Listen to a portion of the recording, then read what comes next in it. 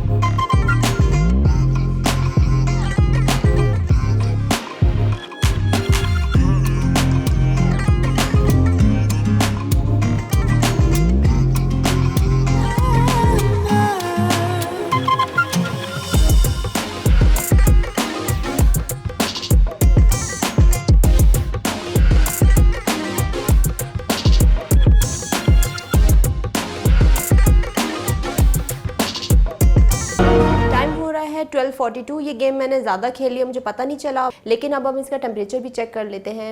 मुझे ये डिवाइस ज़्यादा हीटअप नहीं लग रही, लेकिन फिर भी पता चल जाएगा। 39। तो अब हम खेलते हैं Asphalt 9।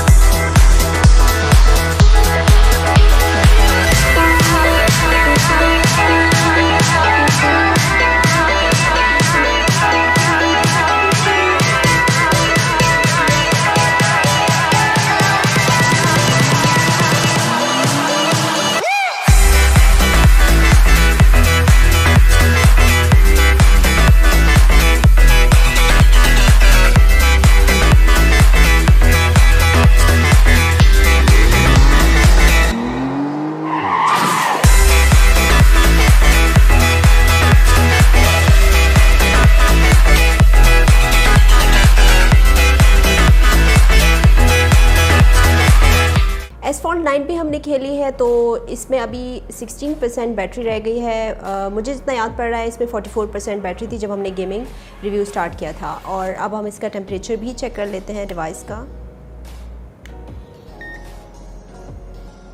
38।